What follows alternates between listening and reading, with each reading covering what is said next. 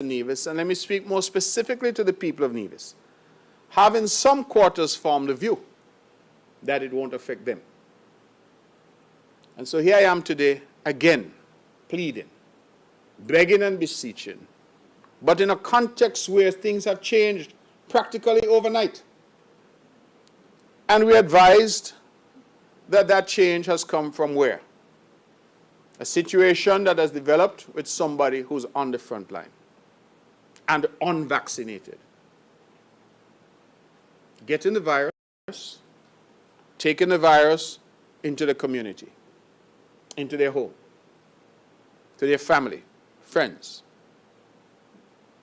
And we have seen from that and other occurrences on our sister island of St. Kitts that there are now over a dozen new cases. And so whereas before we were able to say that we had a very low incidence of COVID, that overnight our cases have gone up by more than 25%. And the contact tracing is not yet over. I have heard some comments in social media and elsewhere, and Nevisians have been quick to say, oh, that is over in St. Kitts. Let me tell you something. That is not so. We cannot divorce these two islands. We are one country. And what happens in St. Kitts happens in Nevis and vice versa. We are one people, one country, mixed by blood and marriage and history and culture. And so while many advocated, it appears, for us somehow to build a wall around Nevis, I am saying to you that this is a time when we must be our brother's keeper and our sister's helper. We have seen this played out elsewhere. In our neighboring island of Anguilla, we saw what one breach there did. And overnight, they had dozens and dozens of cases in Anguilla. I have used the Anguilla experience to ask our people to look just next door to Anguilla to see what is happening and to pay heed and take precaution. Some have responded favorably. Others have continued to be apathetic.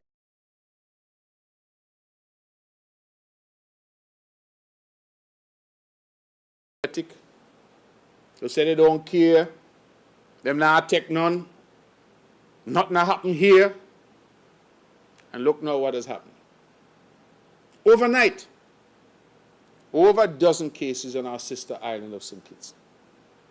And so the people of Nevis, since I am at this point in our history the premier of this island, and therefore I am standing here today speaking to the people of Nevis, and I'm to say to you that the contact tracing has also started in Nevis. You know why?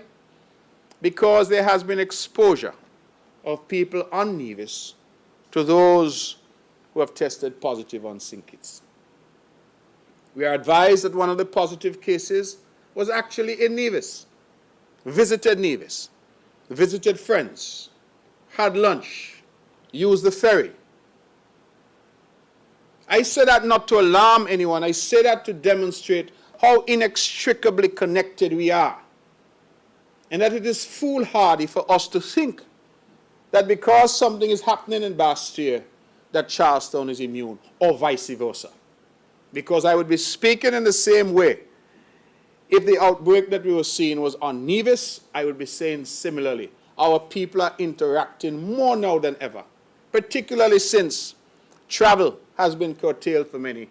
We see our people moving between the islands freely. And so I urge our Nevisian people not to look at this as if it's some distant land, some geographic space from which we are removed. To the contrary, this is your own country, your own kith and kin. And if it is that we are seeing cases on St. Kitts, then we also must prepare ourselves while we pray and we hope that we don't see cases on Nevis. It gives us an opportunity, my fellow Nevisians, my fellow residents, it gives us an opportunity to prepare ourselves. A window to say that this vaccine is available, let us go and get vaccinated. Because it is the only proven scientific way that we can hold COVID at bay. That's important. And I really want to make that point, that in a way, we're being sent, in my view, some messages. We are being sent some messages. From where? Those who are Christian-minded will say, perhaps from God, who's sending some warnings to us. These are messages that keep coming to us. We were told, look what is happening in America. People say America far from us. Well, look what is happening in Trinidad and Tobago. Oh, I don't have no family in Trinidad. That's far from us. Look at St. Lucia. Look at Barbados. Look at Anguilla, our own. People in Anguilla. Yet, our people did not pay heed. Well, now look at St. Kitts. Are we going to wait until we hear about cases in Butlers and Brownhill? Is that what we're waiting for? What will it take for our people to understand that this is not a joke? This is life and death. And the life that they save might well be their own. The life that they save might well be their elderly mother or grandmother. The life that they save might well be their unvaccinated child.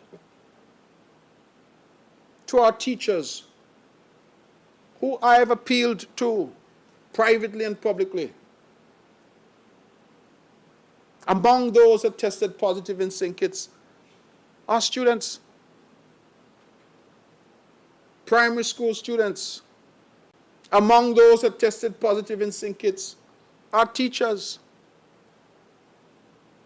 It is not that I was prophetic, but to me, it is a logical progression. When one thinks logically, one can see the potential for danger. And therefore, in my position as a leader, I must warn against it and encourage our people to do what is right. And so to our teachers at all the schools in Nevis, many of whom have still not yet vaccinated, I say, just look across 2 miles to your colleagues on St. Kitts. We had a meeting,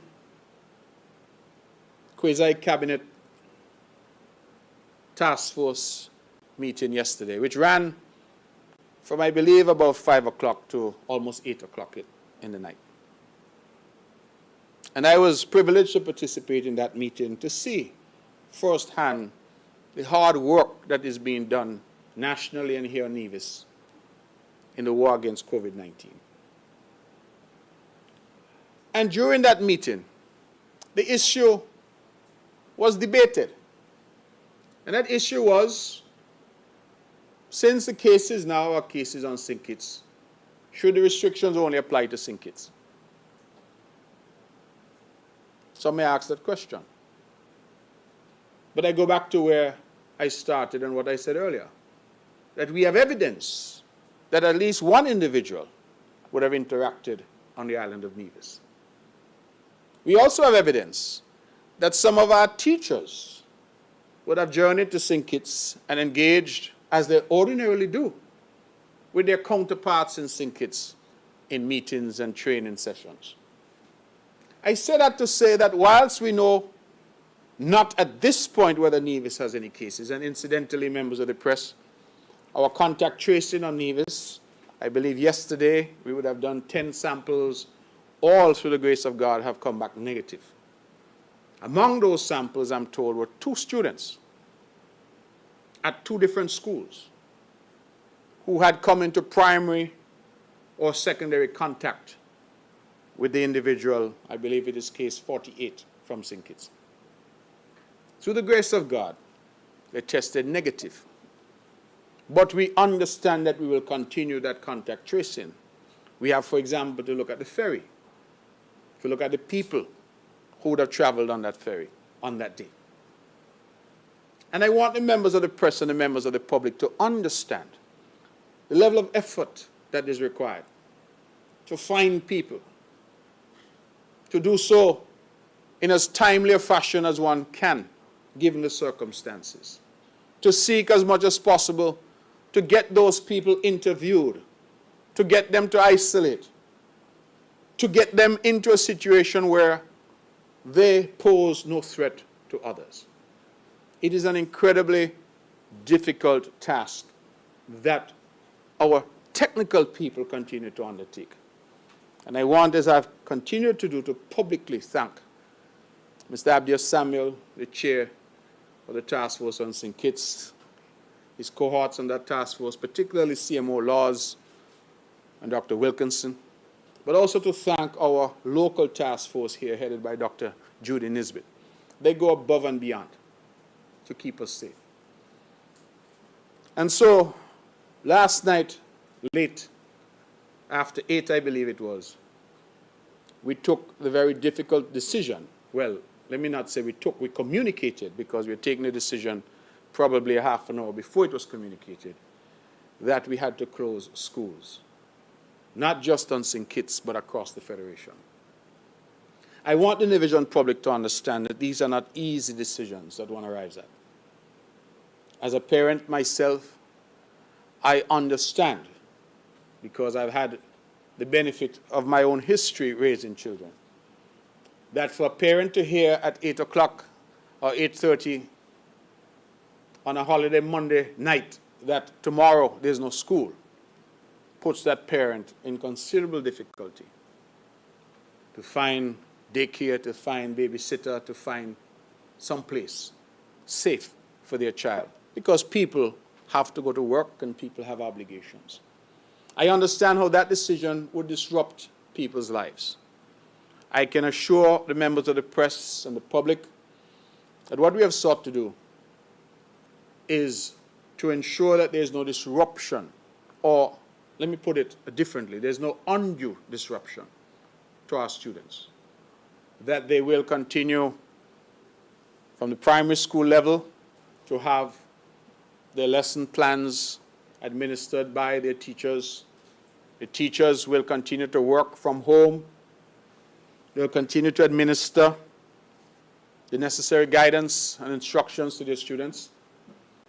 And for the older students, particularly those preparing for exams, we know that overseas exams are due shortly, that the online platforms that we have been using will continue to be used to give instruction, guidance, and education to our youth.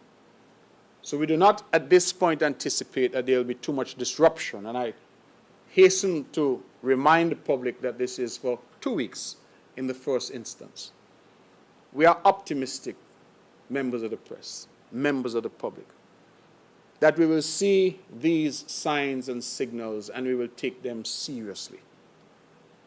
We will see this hurricane coming off the coast of Africa, trending towards us, and we will take it seriously. We will not be like the foolish virgin, left out at the end of the day. We will act prudently and sensibly as responsible citizens to protect ourselves and our family. This risk could have been mitigated had our people taken up the opportunity to vaccinate themselves.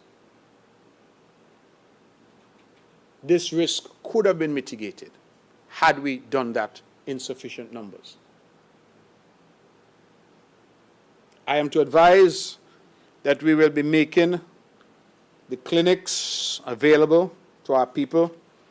I have asked the Junior Minister of Health, the Honorable Hazel Brandy Williams, and the Permanent Secretary, Shalisa Martin, to do everything in their power, including making clinics available at evenings, if necessary, so that our people can have access to the vaccine. Yesterday, we had a special vaccination effort at the Gingerland Health Center, and over 110 persons were vaccinated in the morning session that we had there.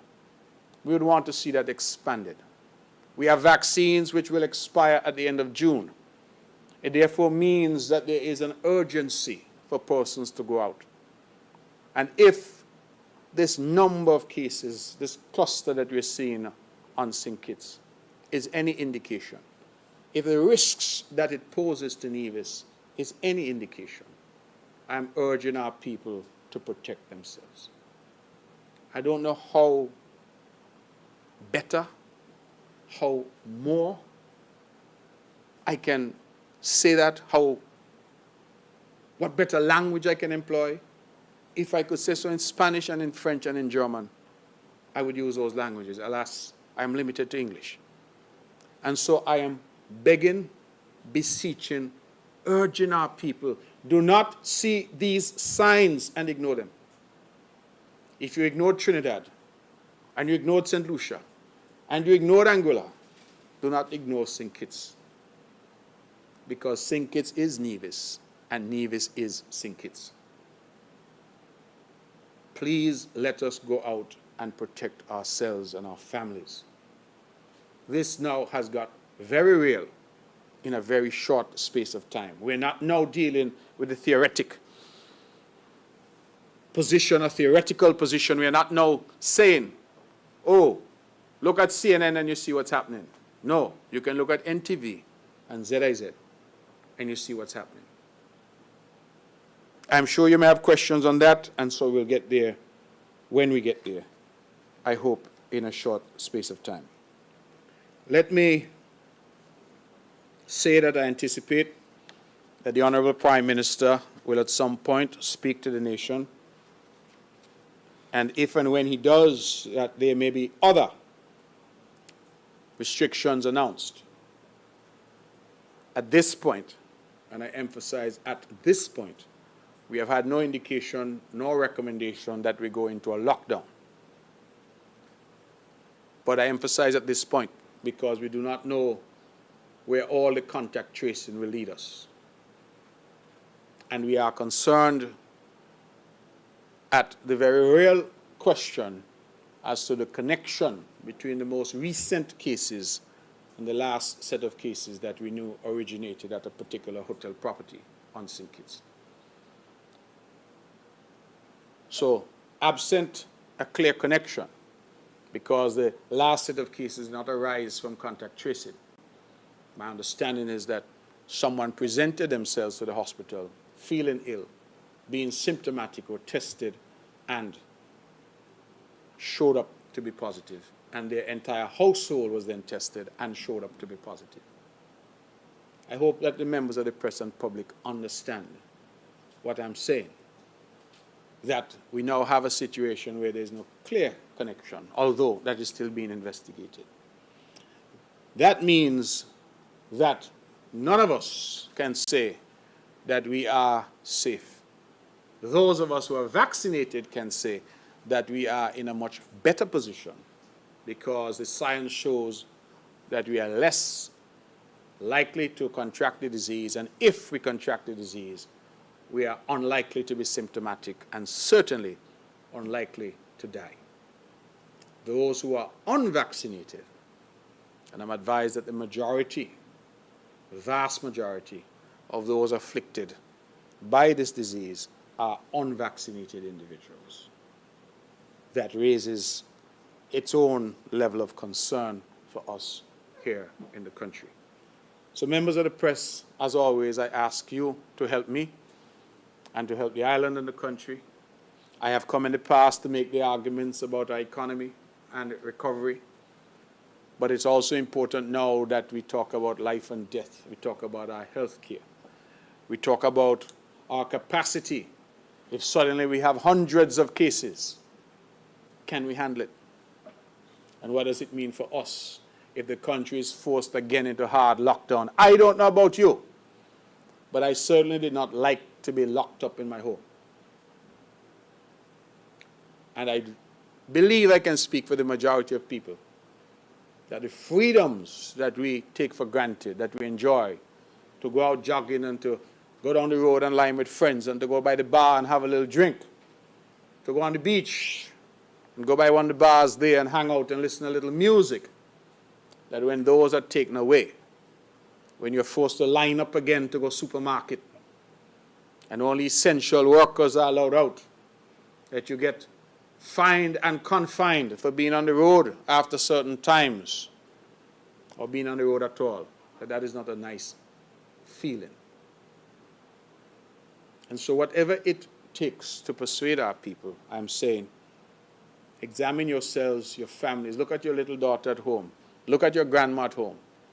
And ask yourself, should you expose them to this deadly disease? I think not. I will leave the issue of COVID there for the moment. I'm sure that, as I said, you may have questions on that. And let me just go very quickly to one other matter, and that is, if COVID presents some bad news for us as a nation, then I believe that this presents some good news for us, and that is that MSR Media,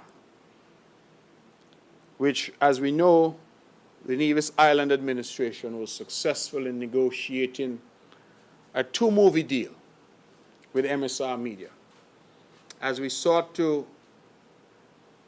realign, readjust, to diversify our economy, as we recognize through COVID that the heavy dependence, in fact, some may say the over-dependence on tourism was problematic, that we did not sleep.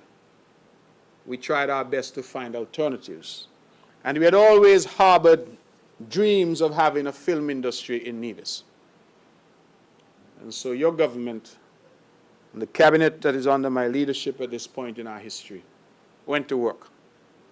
And we were able, through the assistance of others, Ms. Jadine Yard, CEO of the Nevis Tourism Authority, Mr. Jacob Katzman, who has been an advisor to us on the Nevis Investment Promotion Agency, redesign, redevelopment, and Mr. Colin Dorr, our permanent secretary in the Ministry of Finance, that they, through their joint efforts, would have brought to us Mr. Philip Martinez and MSR Media, a filmmaking company out of the UK.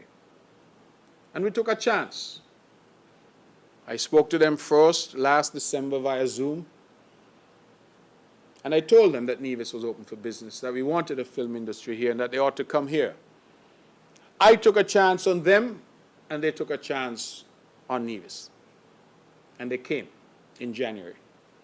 I am very pleased, therefore, to announce today that the original 2 movies are done. One, romantic comedy called 1 Year Off, and the other, a thriller called Assailant. They are both complete, and the filming on those is now done. Both were filmed on Nevis, with some scenes, I believe, that were filmed on our sister island of St. Kitts. It therefore means that MSR has satisfied its agreement with the NIA and with Nevis.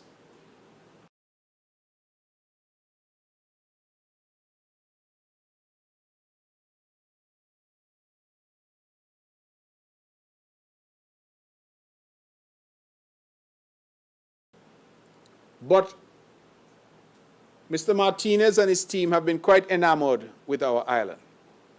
And what is there not to be enamored with? Nevis is the queen of the Caribbean.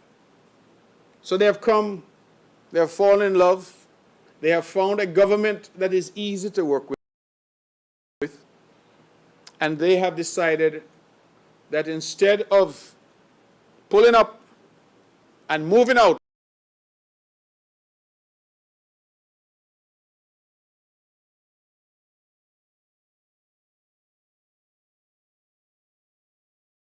after their contractual commitment, that they will extend that commitment to the people of Nevis. And so today, members of the press, I am pleased to announce that the NIA and MSR Media, late last week, concluded an agreement which will now run over the next 3 years. And that agreement is to produce between 3 and 6 films per year over the next 3 years.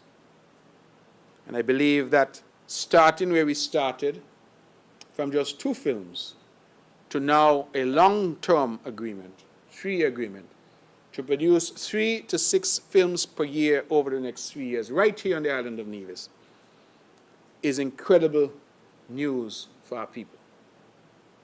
Along the way, MSR is advising that their staff complement is now up to 80 in terms of crew and support.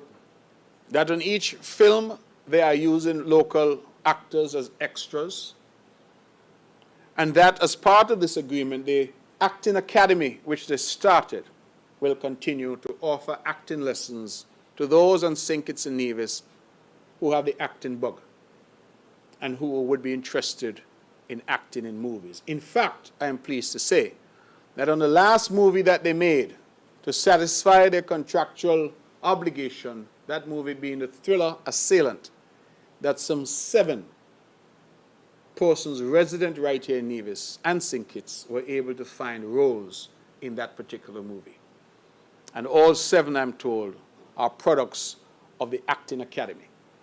So the Acting Academy, which meets at NEPAC, we have provided that facility to them weekly to prepare our local people for acting roles in movies to come. And I don't know about you, members of the press, but I look forward to the day. I hope God will bless me with long enough life that I can see the day when the island of Nevis and the people of Nevis are showcased right next to all these high-flying actors and actresses who have come to be a part of films here. It has not stopped there. But in terms of skills transfer, I'm also pleased because a lot of youngsters here now are involved in the film business. They are involved in the production. In fact, I'm aware that a young Nevisian who studied film is even as we speak en route back to Nevis to play a role. And that is what we want to happen. We want to reach to a stage, ladies and gentlemen, where when MSR or whoever else may come, that they have local talent, a pool of talent, a pool of individuals right here who they can rely on to provide the necessary expertise and support for the film business. My government has not been idle. We went into the Nevis Island Assembly, if you recall, and we passed the Nevis Film Commission Ordinance. And again, the idea was to create a piece of legislation which would be a first step to deal with licensing and permitting for films to take place here. We are, in every sense, committed. And I am particularly delighted that as I started talking about COVID and emphasizing that we are one country, that this industry brought to the Federation by the NIA that it has already started to pay substantial dividends for the people of St. Kitts as well. Scenes are being filmed over there. Workers have been sourced from over there. People coming in are quarantining at the Marriott over there. And we now have a real industry developing, centered as it is here on the island of Nevis, brought as it was by the NIA, but benefiting the entire country.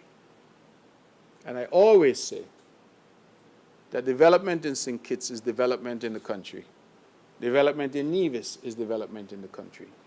And we need to start to see our country as ours, one country, with all the fruits of our citizenship being available to us. I made a point in the past. I'm told that some were unhappy when I made the point. But that is okay. It's not my job to make everybody happy. That everything and anything in this country must be available for all of us. So to my brothers and sisters in St. Kitts, movies making in Nevis, if you have the acting bug, you want to be part of production, filmmaking, sound, stage creation, costume, hair, makeup, come to Nevis and get involved. My brothers and sisters in Nevis, whatever you hear, keep a St. Kitts, get involved. It's your country. You're entitled. Somebody says something a kip, put yourself where something a kip, so you can benefit from it. If you want to be Governor General or Prime Minister, go for it. wherever you're from, Newtown, Deep Bay, Sandy Point, Tabernacle, Brown Hill, Barnesgut, Butlers. Whatever is available in this country is available for all. And I urge our people to think like that, to understand that. When good comes, it should come for all of us. And equally as we're suffering now with this flare-up in terms of COVID, when bad comes, it also comes for all of us. Today, all of our schools are closed. All of our students dislocated, our parents dislocated, our teachers at home. And I spoke to that earlier, that it is something that has happened and we're treating it as one country. So I would want to make that very clear, but I hope the press and the members of the public would see that as a government we have not rested. We have not said the sky is falling like Chicken Little. We have not said, woe is me, Troy is me, shut down, what shall we do? Every day we get up and we go out and we go fishing for the people of Nevis. Like any fisherman, not every day is catching day, but every day we are out there. And we have fished and we have caught a film industry that is now bearing fruit. And for any institution now in these difficult times to say that they are employing 80 individuals on the ground right here in Nevis, I believe that that is a welcomed initiative. And so I hope that members of the press might find it appropriate to give a little headline about the film industry. I know some of you would have doubted me when I said initially that this was an industry that was coming. But I'm optimistic that you now appreciate that it is not only coming, it is here, and it is paying dividends. Let me publicly thank Mr. Martinez and his team. They have thus far delivered all that they said they would deliver. And I believe that this has thus far worked well for the people of Nevis and for the wider Federation of St. Kitts and Nevis. Let me just a few other quick matters, members of the press, and then of course I'll invite your questions. Let me go quickly to Public Works. The people of Cherry Gardens have suffered for a very long time. What have they suffered from? They've suffered from the fact that they were sold homes in Cherry Gardens, many of which had inadequate soakaway and septic facilities. I believe all of us have driven in that area, very nice neighborhood, but seen people's yards flooded. In fact, I recall going there one time to visit, and a particular young lady, a single mother, had water almost 1.5 feet high settling around her house. They have some people who have turned their water from their washing machines into the street because the soakaways are inadequate. We pledged to fix it, even though most of the homes have been there from a previous time, and even though those homes are long past the time when the Nevis Housing and Land Development Corporation would have any responsibility for doing anything at those homes. We have come to the realization that the good people of Cherry Gardens were sold homes with inadequate infrastructure. And so we have stepped up, and we have, in addition to those that we've already fixed, identified an additional 31 homes that require amelioration. The initial cost was estimated $217,000, but we have since revised that based on one that we did recently to $280,000. We think it'll cost a bit more than the $217,000 that we had budgeted. The $280,000 should include the cost for plumbing, machinery, materials, trucking, and any restoration of fencing. We might have to, of course, knock down somebody's fence or part of it to get to the back, to the septic. We did a study, because I want people to understand this was not some haphazard approach. We did a study. We had an engineer who went in, did the assessment, made a report to the cabinet, identified the homes. We have since gone and we've spoken to the homeowners. We have somebody from Public Works who's leading this effort, and the affected homeowners have been contacted. We expect work to commence shortly. We are putting the funding in place. We would want the people of Cherry Gardens, please, to cooperate with us. We understand that construction is disruptive, but at the end of the day, we expect that you will have more comfort in your homes, and the community will be safer and healthier because there'll be no runoff water, no gray water that is going into the streets or flooding people's yards, which, as we know, can be a breeding ground for mosquitoes and the like. So there's a public health component to this. There's also doing right by our people, because these were homes that were built by a government and sold to people, and these homes had defects in terms of the soakaway and septic. Now, I was surprised. I thought that this would be news that all people of goodwill in Nevis would rejoice at. But I was surprised to see that the usual suspects have attacked this initiative. I don't know why. Because we could either have said to homeowners, you're on your own, you fix it yourself however you can, which in my view is unfair to people, because those who sold them the homes knew that there was a problem with their septics and soakaways. And so in addition, I'm told, to the 9 or 10 that we've already done, we're going to do 31 additional ones that we expect to start soon. This is a promise that we have made and a promise that we have kept. In my language, which I prefer, it is a commitment that we have made and a commitment that we are now keeping. I will lastly refer to our severance pay situation. I'm aware that this has been a matter which is vexing for many people, many here in Nevis and across the Federation of St. Kitts and Nevis. I'm aware that in these difficult and perilous times, people have complained and say that they're not getting their money quite fast enough. I'm aware that there are many large employers and large groups of employees who have had to wait a very long time. And wherever possible, I've come and tried to update. Well, I gave an update this morning because the numbers that I have from the Ministry of Labor here, the Labor Department here in Nevis, is that thus far, the monies paid out to workers on Nevis as severance pay is $8,295,968.46. $8,295,968.46. In relation to the larger employers, Niswit's Plantation, every person there has had 56 persons applied and 56 have been approved. Paradise Hotel, 24 applied, 24 have been approved. Bananas Restaurant, 22 applied, 22 have been approved. Four Seasons Resort, which was always the most troubling because of the size, 415 persons would have applied. Thus far, 373 would have been approved. It means that there are 42 still pending.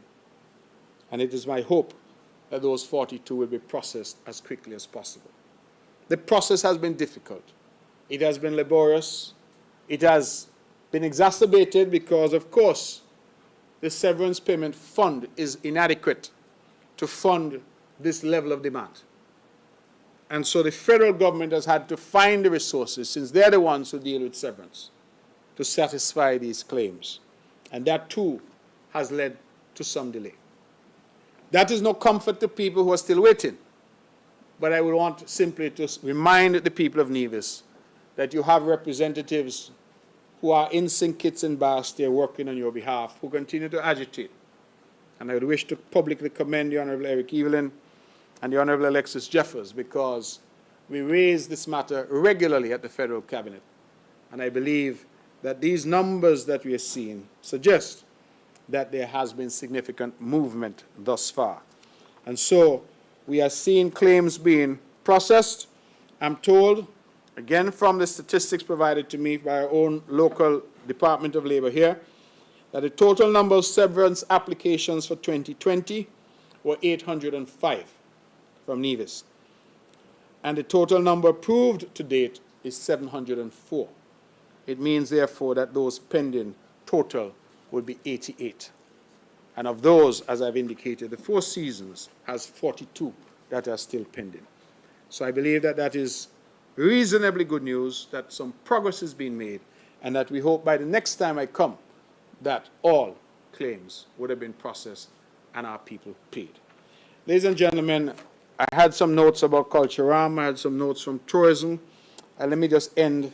I will leave Culturama for now, but just to say that the park at Pinneys, every time I come I give you a percentage. This morning the percentage is 63% complete. The landscaping which we're doing simultaneously is 39% complete, and the expectation is that the week before Christmas we should have a grand opening. So we are optimistic that we will get there. Thank you. I will leave it there and take your questions.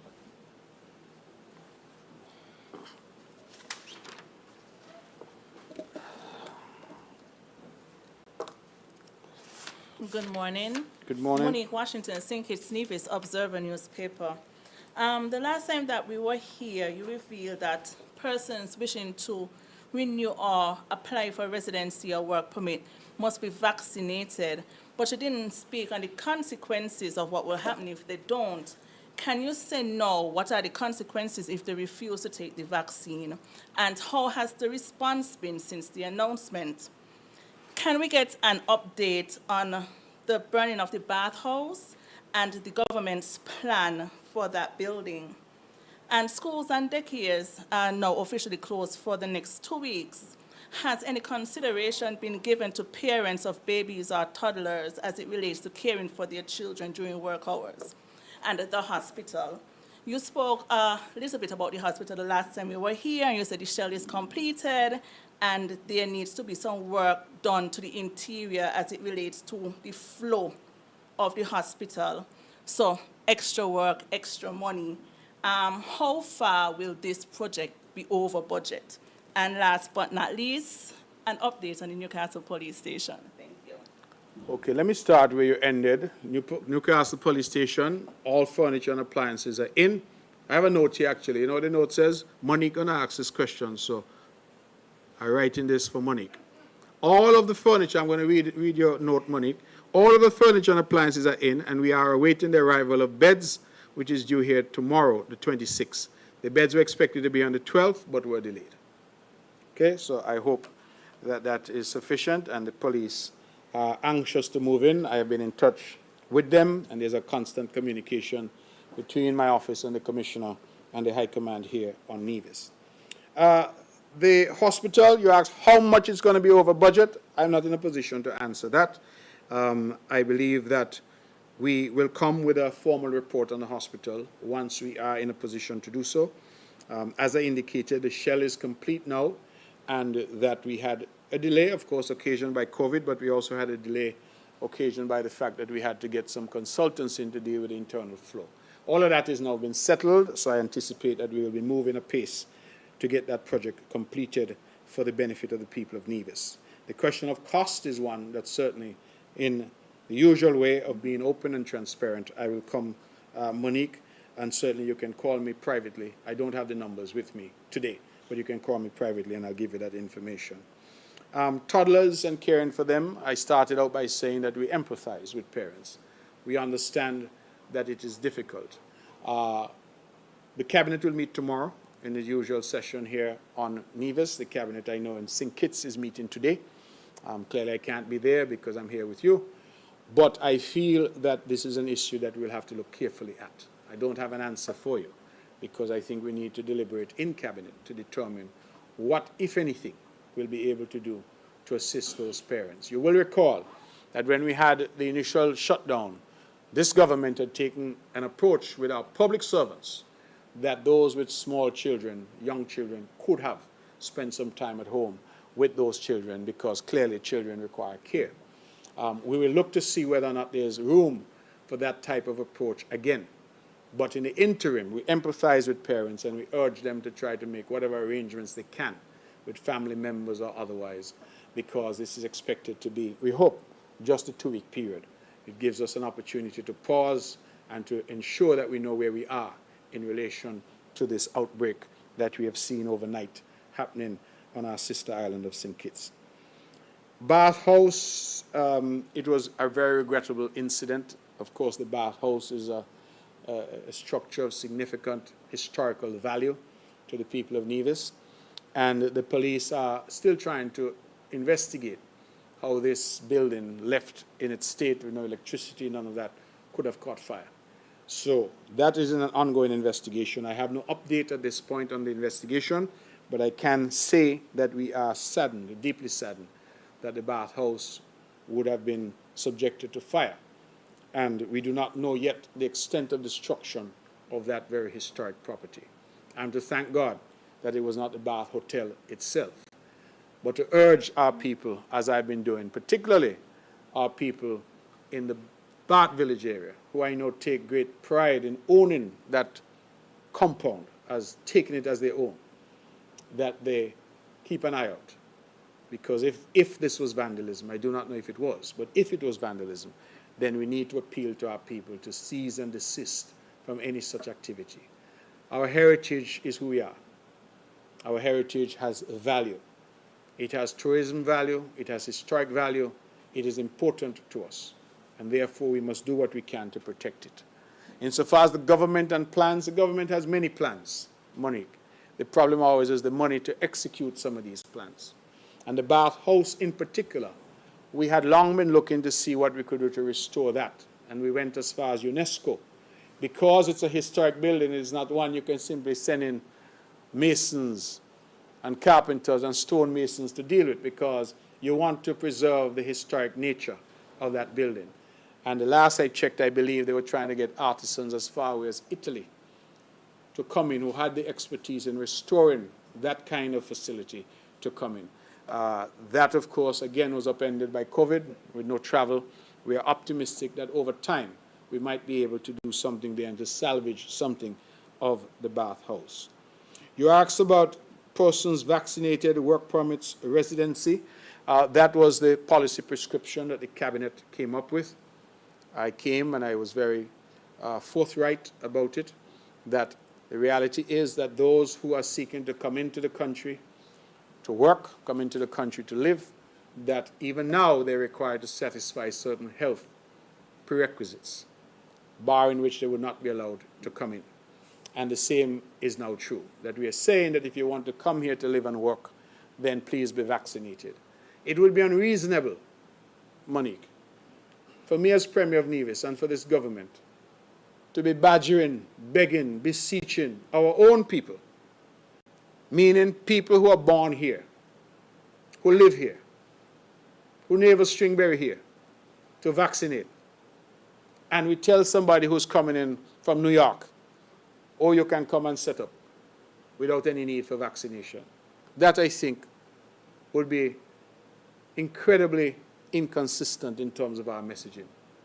So the question you asked, what is the consequence? The consequence is obvious. If you don't satisfy the requirements, then you can't get the work permit. You can't get the residency because it is now a requirement.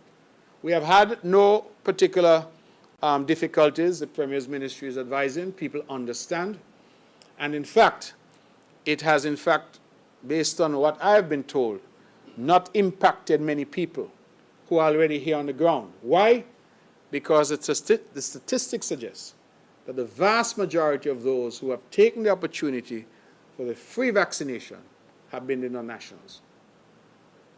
So the truth be told, that a lot of people who are dependent on residency or work permit have really not been adversely affected by this, because they were front of the line when the vaccination effort started.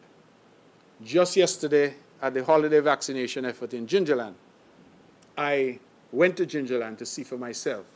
There were some crowds there.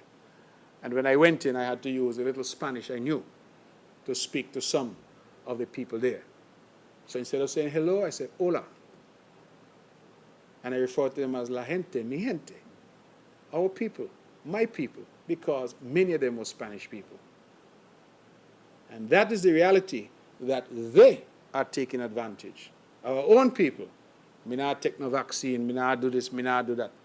So this really is impacting those who are outside, who are planning to come, who want to come.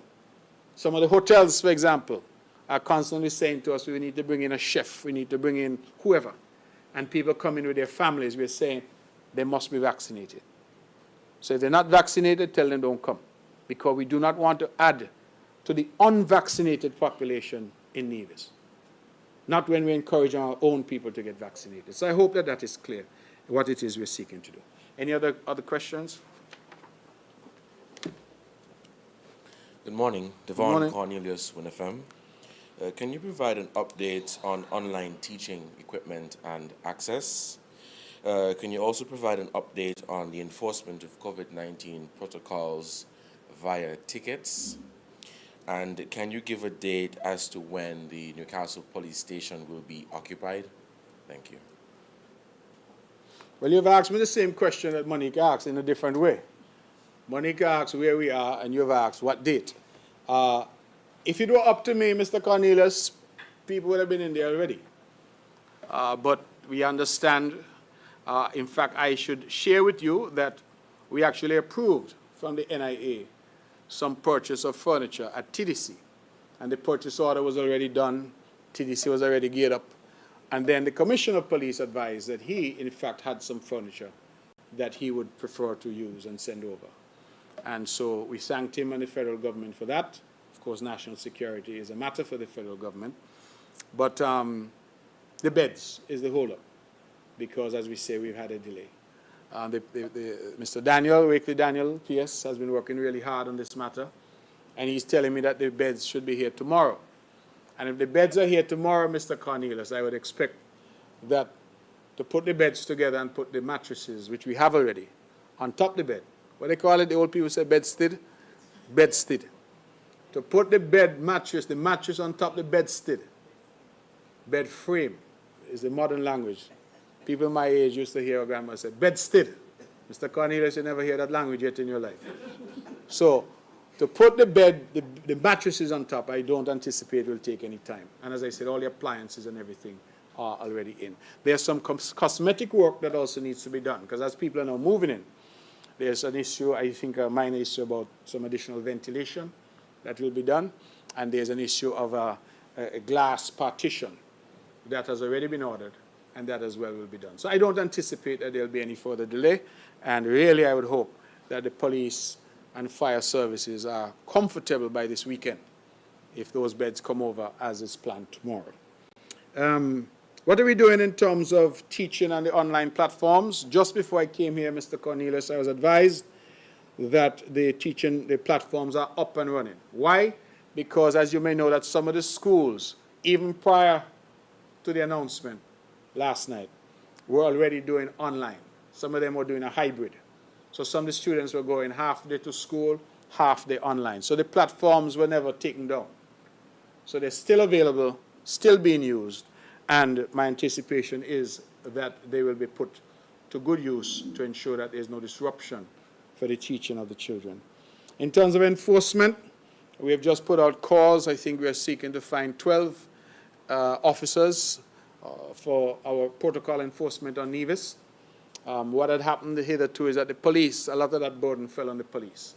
And so we're now trying to get 12 civilians, so to speak, to come forward. Applications are to go to the Commissioner of Police, and those individuals would spearhead now the effort in terms of enforcement on Nevis. The police have done, I think, a good job. They have shut down a lot of events that were not in compliance with the requirements. And we have, since this outbreak that we've experienced on our neighboring island, we have, of course, urged that protocols which might have lapsed, that people get serious again. So, for example, wearing our mask in public. And since I'm on television, let me say I'm not wearing a mask because you're far away from me. And that is the only reason.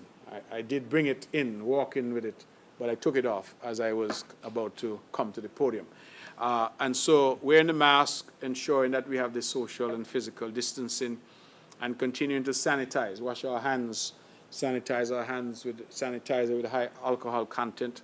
And of course, the continued quarantine and measures such as those we have employed to good effect.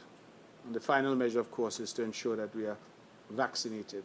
So these are the measures that we continue to employ, Mr. Cornelius, and it is the hope that we can get back to some sense of normalcy after the next 2 weeks. It is my hope that numbers in terms of vaccination will jump considerably, given what I call a sign that we have. And as I said, and I think it's worth repeating, if we ignore the sign from America, and that from Italy, and that from Brazil, and that from Trinidad and Tobago, and that from Barbados and St. Lucia, St. Vincent, Anguilla, let us not ignore the sign that is right now in our backyard on St. Kitts. Good morning, Mr. Premier. Good morning. What is the potential impact of, say, a curfew or a national lockdown on the government's finances and the overall economy? And the federal government announced, I think, that cruise ships, or at least one cruise line, is supposed to return to the Federation in July, I'm thinking. And then the nation will officially open back up in October. That's what they're preparing for. So is Nevis prepared for this? Because I know at St. Kitts, the SCASPA, which is the sister agency of NASPA, would have implemented certain policies that if you work there, if you're going there to do business, if you're coming there, period, even to look over the fence, you have to be vaccinated or you will not be allowed to come on the premises or to do any business. Taxi operators have been told similar. What is the approach of the NIA in that regard? Okay, you asked a very important question, and as much as possible, we need to coordinate efforts. That what applies on St. Kitts should apply with Nevis and vice versa. It is not always so, because Nevis has its own internal government, and that's why I'm here standing in front of you as the Premier of Nevis. But to the extent possible, as clearly was demonstrated just last night, with closing all the schools in the Federation, even though no students in Nevis have yet tested positive, there is a high degree of coordination. I believe that the policy that SCASPA has put in place will have to be looked at by NASPA to determine whether or not we put something similar in place in relation to those doing business. I can say, however, that recall there is a qualitative difference between St. Kitts and Nevis in terms of cruise. Cruise is a significant part of the St. Kitts tourism product. Cruise is not a significant part of the Nevis tourism product. The Nevis product has always been about stay-over visitors, heads and beds. That's what we have always had on Nevis. St. Kitts has a mix of the stay-in-bed and the cruise, but the cruise has been by far the more dominant, because in St. Kitts, as we know, just I think 2 or 3 years ago, they had over 1 million cruise visitors. Nothing like the sort would happen in Nevis, because we neither have the facility, nor do we market ourselves as a cruise destination. So I believe that the preparation that you're seeing for cruise on St. Kitts is a necessary preparation because of the significance of cruise to the St. Kitts economy and to SCASPA. That is not the same on Nevis, but we have to look to see that we have a consistency of approach, even for the small ships that would normally come to Nevis. I have not yet seen from NASPA any indication as to when those small ships will return. All that I've heard at this point is that the larger ships, at least one company, as you say, will return to St. Kitts, hopefully sometime in July. And so we will look on and to see. I will also tell you that I believe that some of what SCASPA has announced is really as a result of policies that the cruise ships themselves, the cruise lines themselves, are indicating that they require. So my understanding, for example, is that the cruise lines are saying that they do not want their guests who are expected to be vaccinated to be served or engaged in anything with unvaccinated people. So, put differently, if you're a taxi driver, they don't want their guests in your taxi unless the taxi man is vaccinated. If you're doing a zip line or catamaran or whatever service you're offering, whatever tour, they don't want their guests engaged because there are liability issues. If a guest who's fully vaccinated were to come into contact with somebody who's not, and something were to go awry in relation to COVID, there's a potential for liability. So the cruise ships themselves are apparently stating what their requirements are.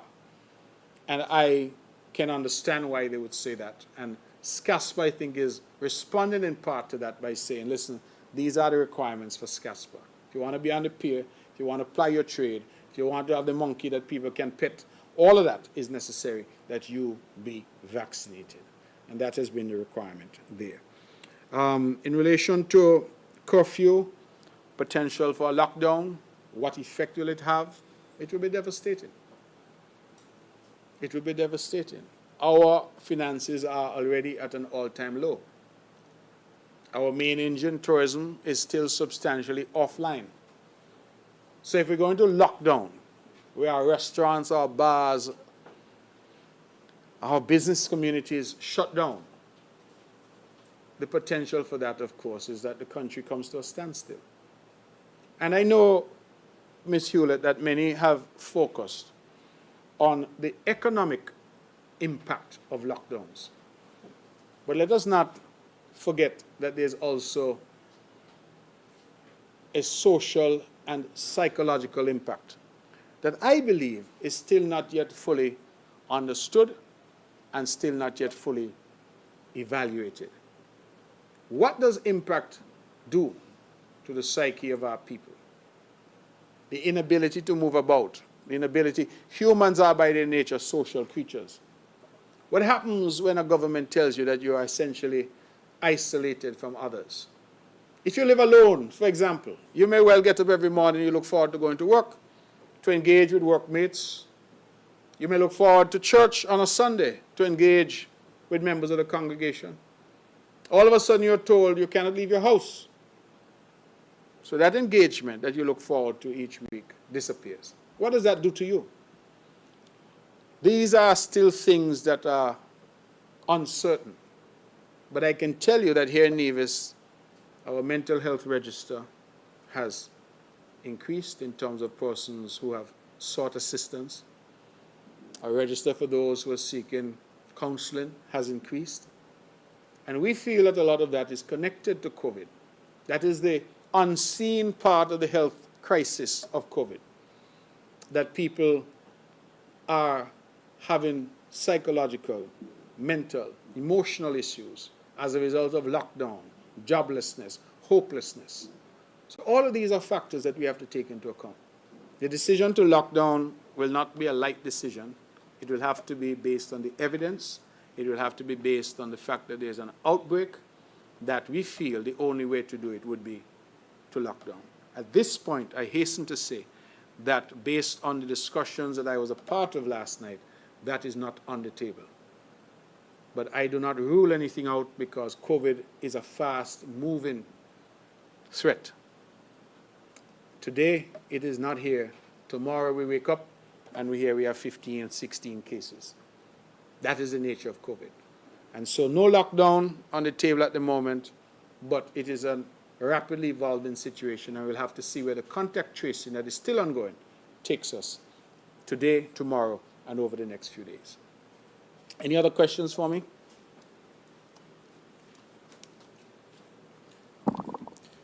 Good morning, all. I am Mr. Hanley, and today I'm here representing Black Home Channel, and you can find us on YouTube. Question number one. Mr. Hanley, you said Black Home Channel? Yes, sir. Okay, thank you. Question number one. We can no longer depend on tourism as our main employer due to the rapidly changing world. As a result, countries around the world are now investing in their own people and local businesses. In light of this, what is the government doing to assist businesses and create new sustainable employment on the island? Question number two. In recent times, Newcastle has been described as a crumbling wasteland. The horse race track is totally abandoned and left to rot. The livestock farm is totally destroyed and replaced with kusha trees. Newcastle is now a dumping site. There is no support for fishermen. My question is, when will the government clean up the mess it created at Newcastle? Question number 3.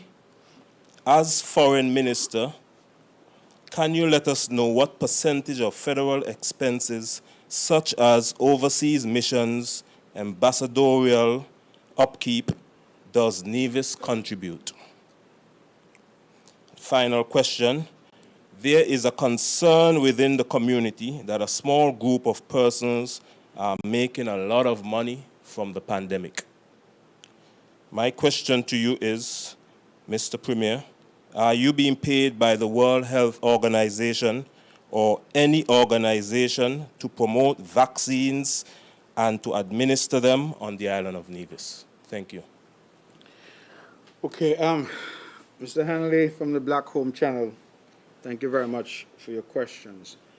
Small group of people making a lot of money. I hope perhaps you can come back and give a bit more detail in terms of who this small group of people might be and what's the money that they're making and from what. You asked me, however, a specific question if I am receiving money from the WHO. I can say that I am not receiving money from anywhere other than the salary that I get from the federal government. I have foregone my salary as Premier, as you know, for the last several months, I think for the last year and 3 months or thereabouts. And I am not aware that the WHO is paying anyone because I do not know that that is part of the mandate of the WHO.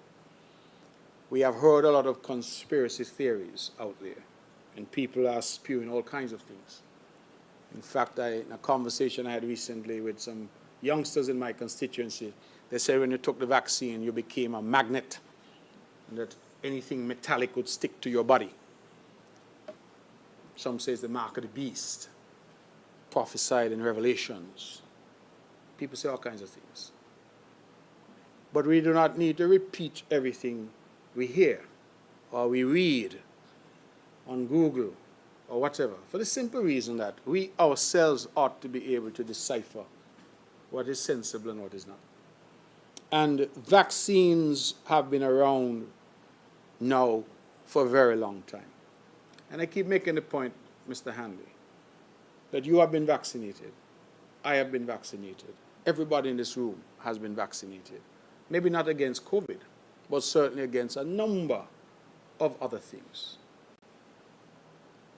Mumps, rubella, measles, TB, polio, tetanus. If you go down the road right now and you get cut by a piece of rusty galvanized, or you get dug in your foot by a nail, you know what you're going to do? You're going to go to the health center. And the first thing the nurse is going to do is give you a tetanus shot. Vaccine. Are we in the habit of asking the nurse, what's in that shot? I need the ingredients before I can take it. If you go to the doctor right now, Mr. Hanley, and you say, Doc, I have this cough, I have this pain in my stomach. The doctor sometimes writes a prescription, and only through the grace of God you could understand what some of the doctor's handwriting is saying. But you take it and you go down by Mr. Evelyn, drugstore, and they take it from you, they look at it, they know exactly what the doctor is saying to them, they fill the prescription. All you know is it says take 2 every morning after breakfast. And you take 2 until it's finished. You never ask if somebody is paying Evelyn. The WHO is paying that doctor. None of that is ever a question. Here we have a situation with something that can kill us. We know it can kill us because we have seen the evidence all around us.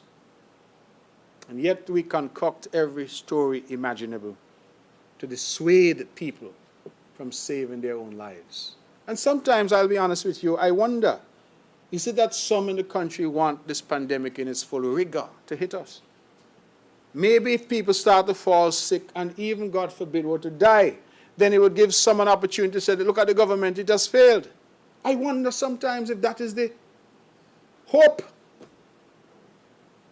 Because in my view, anybody who is intent on leading must lead in a positive way and must be willing to encourage people. You think when I stand up and I encourage our people to save a little money if they can, you think it's because their saving is money that I will spend? No. If I get up and encourage our people to exercise, is it because their exercise will make me fit? No. It is because leadership involves offering to our people what is in our best judgment to be the best way for them. Otherwise, why are you a leader?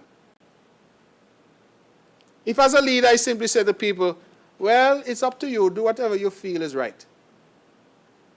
So if a man goes down on the pier and decides he's going to throw himself over the pier and he can't swim, and he looks to me as a leader, he says, Premier, what do you think I ought to do? Well, whatever you feel is right. Is that leadership, or should I tell him it is dangerous for you to throw yourself over the pier? You might die. I therefore urge you not to do it. But it seems to me that some are in the river on the bank. And that they are fearful that if they tell people to go out and get vaccinated, they will be offended. So they say, it's up to you. Whatever you want to do is your decision. That is not leadership, that's waffling. And people who come with outlandish conspiracy theories are really just designed to dissuade people. Mr. Hanley, I don't mean you personally, but I use your question as a springboard to say those few comments. I conclude by saying that the WHO is not paying me, nor am I aware that they're paying anybody else. The vaccines are available to save lives. And I would urge you and other members of the media to encourage our people to do the right thing and to protect themselves. Foreign Minister, you asked me how much of our overseas missions, ambassadors, how much of that cost is paid by Nevis. The answer is none, because it is not a responsibility of the Nevis Island administration. If you were to have to regard, Mr. Hanley, to our Constitution, it sets out very clearly what the responsibilities of the NIA are, and therefore what we budget for. So foreign affairs is firmly within the purview of the federal government. That is why I can't appoint an ambassador as the premier. The NIA cannot appoint any ambassador. The NIA cannot hire staff for our embassies. That is a matter for the federal government. So the budget is a federal budget because your foreign affairs is firmly a matter for the federal government. That is similar to defense and national security. Again, a matter for the federal government. So that's just a question of familiarity with our constitutional construct, that the island of Nevis would not contribute financially to our overseas missions or embassies because they don't answer to anybody in the NIA. I happen to be the Minister of Foreign Affairs, but if it were a different Minister of Foreign Affairs, for example, when it was Timothy Harris or Sam Conda, then Nevis had nothing to do with it at all. So I hope that you would understand that it is not a constitutional responsibility of the NIA, and therefore the people and taxpayers of Nevis do not make any direct contribution. It's not a budgetary matter. Indian Castle, you have said that it's a crumbling wasteland. I don't share your view, but I understand that that is your view. I think Indian Castle, the fisher folk there, have continued to ply their trade as they have always done. We have provided support to all the fisher folk on Nevis. We have provided free fish pot wire. We have discounted the cost of additional rolls of fish pot wire. We have assisted our fisher folk as much as possible. In fact, Mr. Hanley, our fisher folk responded by lowering the price of fish that is sold to the fisheries department here as a way of giving back, because they acknowledge the extent to which we have been assisting them. So I am not sure what you mean when you say we've not provided any support. Fishermen get duty-free access to a vehicle to ply their trade. All of this we have done. They can bring in implements, they bring in their boat if they have to bring in a boat, also duty-free. So all of that is in place already. So I'm not so sure what you mean when you say there's no support. Insofar as you say the livestock farm has been destroyed, I think that Indian Castle had a very robust cattle farm there. I believe, again, Mr. Hanley, if you had bothered to investigate, you would know that they have moved the livestock from Indian Castle over to Madden's, which is now the primary farm. And I'm advised by the Deputy Premier and Minister of Agriculture, the Honorable Alexis Jeffers, that they have only recently prepared some 30+ acres of land at Indian Castle, which is currently under all kinds of fruit trees and other fruit-bearing plants. So that is there. And I believe that in time you can go, as we intend to go as a cabinet sometime soon, to visit that farm. I think it is under the management of a young man, Banky, what's his correct name? Mr. King. Mr. King is now the guy who's running that whole farm there, 30+ acres. So again, I don't share your view that Indian Castle has been abandoned at all. You are correct in relation to the horse race, but that has been abandoned now for some time, in large part because, of course, that is the site where we were talking about the Amman and now talking about a possible one and only resort. And the discussion with the Turf and Jockey Club was to change the location of the horse race track. Those discussions are still ongoing. In fact, it was only about a month ago that we went out and toured some possible sites for a new horse race facility. So I don't share your view on that. You have asked the question by referring to it as a wasteland. I don't share your view at all. I think that Indian Castle has tremendous potential and is being utilized as it has always been utilized. You said tourism is no longer viable, and that's my word. I do not think that that is accurate, Mr. Hanley. It is true that tourism is fickle and that our over-reliance on tourism has been laid bare by the COVID crisis, that the COVID crisis has demonstrated that we cannot put all of our economic eggs in that one basket of tourism. But that doesn't mean that tourism doesn't still have relevance. I will be the first to stand here and tell you that tourism has tremendous relevance to the Caribbean. The Caribbean is a brand name. Nowhere in the world elicits the same response as when you said to a young lady, we're going to honeymoon in the Caribbean. Tell them you're honeymoon in New York and LA and London and all that. Sound good, but nothing. The Caribbean is a brand name like when you tell somebody about a Rolls Royce or Bentley. Caribbean. So the Caribbean has, I believe, reputationally, and through the gifts that God has given us physically, geographically, we have an inbuilt advantage in the tourism sector. It is no surprise that nearly 40%, I'm advised, last numbers I saw, of the global cruise industry is focused on the Caribbean. 40%, think about that. So the truth is that the tourism is always going to be relevant. What we are trying to do in Nevis is to say that while tourism continues to be relevant, we need some other things. That's where the film industry and the emphasis now on agriculture and food security, the incentivizing of the construction sector, the real estate sector, the financial services sector, the small business sector. This is where now this government has tried to be innovative and has said we need some additional strings to our bow, because the one string, which is tourism, we can no longer rely only on that. But I want to be pellucid that what we are saying is we want additional things, not to replace tourism, but to give us additional economic engines to the local economy. In relation to our own people, investing in our own people and local businesses, you have raised that question time and time again, and my response to you has always been the same, that we have tried to incentivize local businesses. In fact, I have spoken ad nauseum about a $5 million fund that we have. I believe I saw a press report recently which said that well over $2 million from that fund has already been dispersed. To whom? Young men under 35 and to women. And they can get up to $100,000 to jumpstart as seed money to start a little business. And that again was a response of this government, because we said young people, whatever their idea, had real problems persuading banks to lend them money. And women also had problems, because many times, as you know, you go to the bank wants life insurance, it wants you to have property, it wants you to have collateral, it wants you to do all of these things you can't manage. So we said, could we create something? SIDU, Small Enterprise Development Unit, has always had a system there of advancing up to $25,000. But we know that that sometimes is just not enough.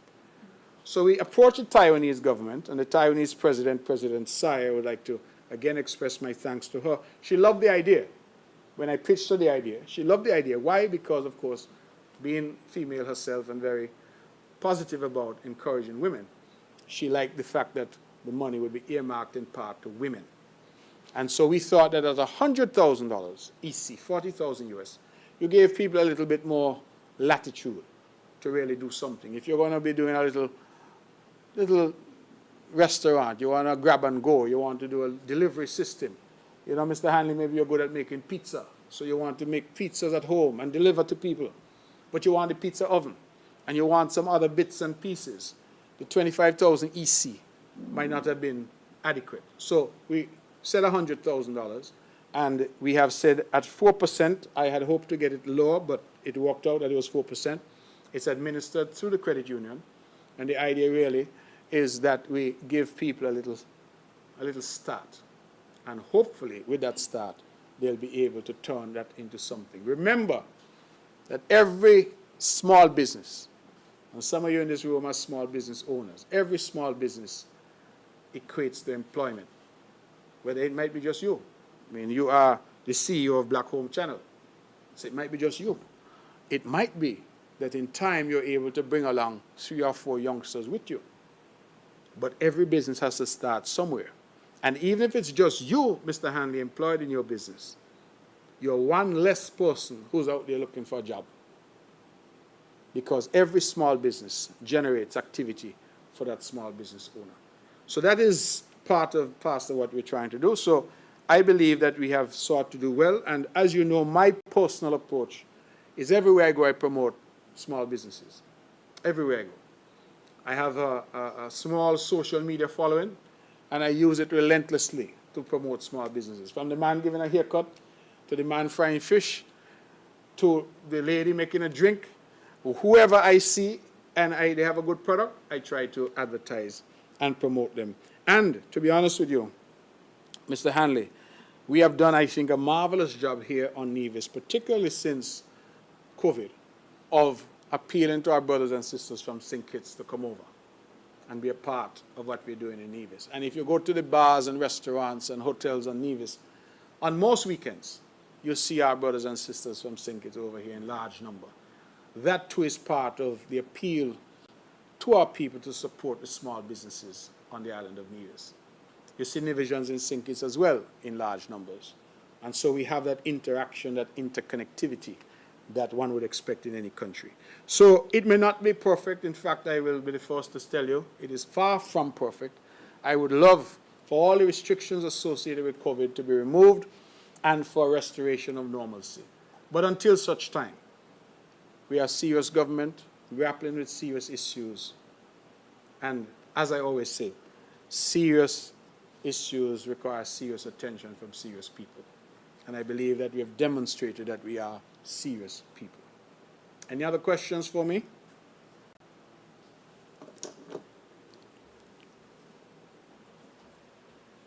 Good morning, everyone. Good morning, Mr. Premier. Just one question. Jarvis Brown from Vaughan Radio. As it relates to CX results last year for Nevision students, are you in a position to give an update on that? And that's my question, sir. Thank you. Mr. Jarvis, please forgive me, but I am not. I don't like when this happens, but that question, nearly a year after CXC, I really would not have anticipated. But I can get you the numbers. I believe that the Honorable Troy Liebert would have given an address back then, and so too would have, I believe it would have been at the time, the Honorable John L. Powell on St. Kitts when results would have come in last year, late last year. But I will see if I can find that.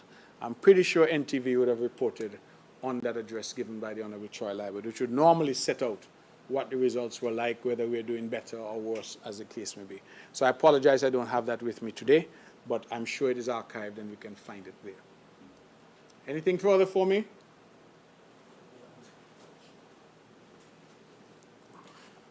Last question. We know that schools are closed due to COVID-19. Can you give us the reason why school children are not vaccinated? Mr. Hanley, that is the science that the doctors have said to us, that the vaccine, the Oxford AstraZeneca vaccine that we're using is not, at this stage anyway, to be given to those who are under 18. So that is the reason why that population is outside the vaccination group at this particular time. I suppose that may change as more research is done, because I'm advised that elsewhere, I think it was Pfizer, for example, has said that they can now be given to those who are teenagers. But the Oxford AstraZeneca vaccine, which is the one that we have available, the advice that we got from the technical team is that it was not appropriate at this time to give people under 18. That is the reason why school children are not being vaccinated. It is because that's the advice that we have. Similarly, initially, as you know, they would have given advice saying that if you were breastfeeding, you ought not to take it. Again, that was the advice. If you have underlying conditions, then you should check with your doctor to determine if it's safe for you to take the vaccine. So there is no mystery to it other than that was the advice that came from the technical team and the experts in relation to the use of the Oxford AstraZeneca and who it should be used for. And the target population, therefore, we have said is between 18 and 80. That's the target population. Any more questions for me? Okay, ladies and gentlemen, thank you very much. Thank you to the various media houses who came, Win FM, Black Home Channel, The Observer, Vaughan Radio. Thank you as well to all of those who make this possible, and of course to Mr. Tyson and his team who set up all this great